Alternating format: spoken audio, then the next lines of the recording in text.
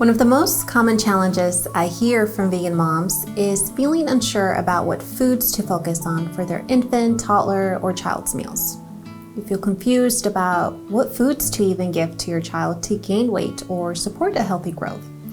And at the end of the day, you just want to feel reassured that the foods you give in their daily meals and snacks are doing just that, supporting their weight and overall growth.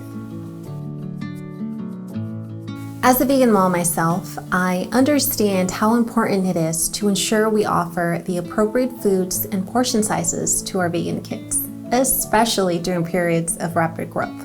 When planning meals for our vegan kids, we want to ensure meals have the appropriate calories and fat. These are two essential nutrients our kids need to grow strong and healthy on a vegan diet.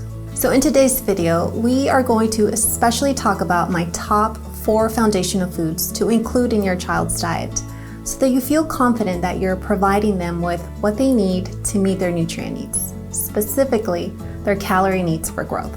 I use these foods multiple times a week, and if you follow me on Instagram, you'll see I layer these foods in a variety of snack and meal ideas. So let's dive in. Many of us are familiar with sweet potatoes, and perhaps it's something we regularly incorporate in our cooking. One of the reasons I love incorporating sweet potatoes in our weekly meals is because they are rich in several nutrients that benefit our kids' growth, such as vitamin A and calories. This is such a great foundation of food, as I use a variety of sweet potatoes in my cooking, from being part of snacks to adding it in a pot of chili, to even blending cooked sweet potatoes in smoothies. There are many ways you can use sweet potatoes in your cooking, and if you'd like some ideas, I have a few recipes in my Vegan Kids Cookbook, which I'll mention more about it at the end of this video. Normally when we think of sweet potatoes, we think about the orange flesh sweet potatoes. And while these are great to use, there are other varieties which are fun to use for kids to increase food exposure. If you've been following me for a while, you know I'm all about adding variety. And one example is a purple sweet potato. I use purple sweet potatoes for my daughter's snacks. I steam roast them by adding some avocado oil and bake covered for about 15 minutes with a silicone baking mat. You can chop the sweet potatoes into cubes for older infants and toddlers. If your infant is just starting solids and you're following the Baby Led Weaning approach, I recommend using a crinkle cut knife to make it easier for your infant to hold and bring the sweet potato to their mouth. The jagged edges allow your infant to have a better grip on foods, helping them learn to eat more successfully, as it can prevent food from slipping. Once the sweet potatoes are cooked, I pair them with some edamame to make a complete snack for my daughter. Having 2 food groups as part of snack allows more opportunity to meet her calorie needs. And this is perhaps one of her favorite snacks. Steam roasting the sweet potatoes makes them soft and creamy, and making them an appropriate texture for little ones. Tofu. Of course I'd say tofu if we're vegan. It can be used in so many ways, which is why it's a staple in my household. Tofu helps meet our kids' calories, fat, iron, and calcium needs.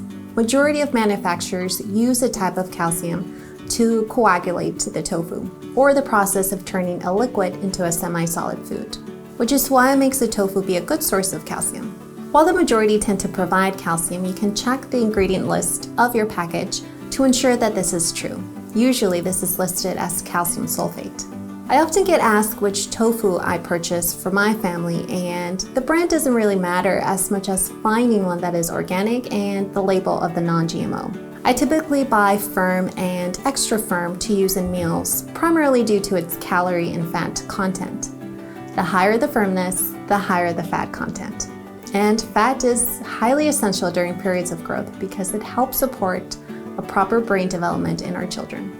And there's nothing to worry about the idea that soy foods like tofu provide estrogen. This is simply a myth. Estrogen is a hormone produced by the body. Soy foods like tofu contain phytoestrogen, which is a plant compound. Their names may be similar, but they are completely different compounds and behave totally differently in the body. So including soy foods in your child's vegan diet is safe and beneficial. I have a great reference linked below if you would like to read more in the meantime.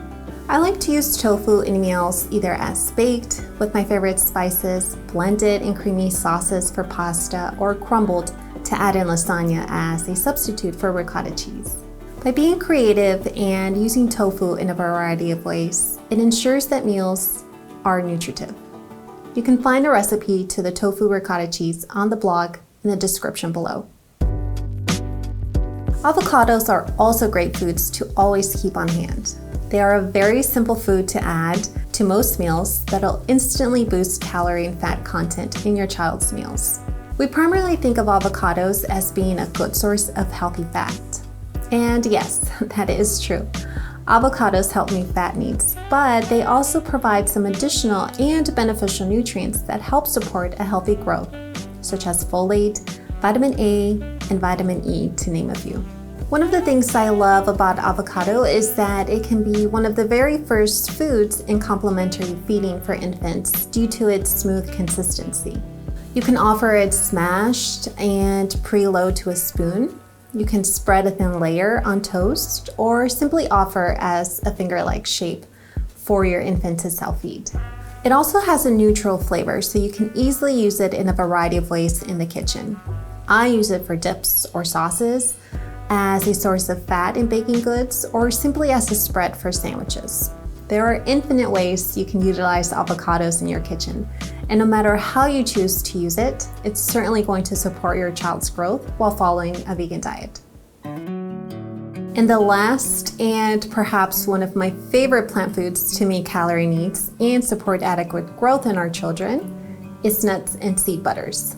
Nut and seed butters pack in a good amount of calories and fat in a very small quantity, making it an easy choice for a spread or ingredient in a recipe.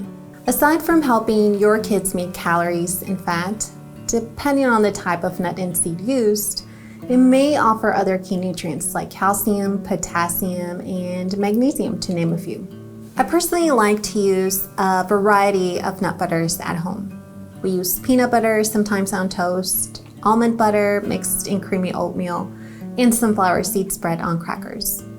You can choose any to your preference, or one that is appropriate for your child's dietary needs if they have any allergies. But you can never go wrong in adding nut or seed butters to your child's meals. It's a pantry staple that can add nutrition to ensure you're supporting your child's growth. I hope that today's video left you feeling more confident on how to support your child's weight and overall growth. If you like this video, go ahead and give it a thumbs up to support this channel. And subscribe for more videos about vegan kids nutrition. And if you're looking for more meal inspiration, check out my Vegan Kids Cookbook that includes simple recipes plus a 3-day meal plan so that you have a plan on how to ensure your child is meeting their nutrient needs at each stage of their growth. Thanks for watching, and I'll see you next time.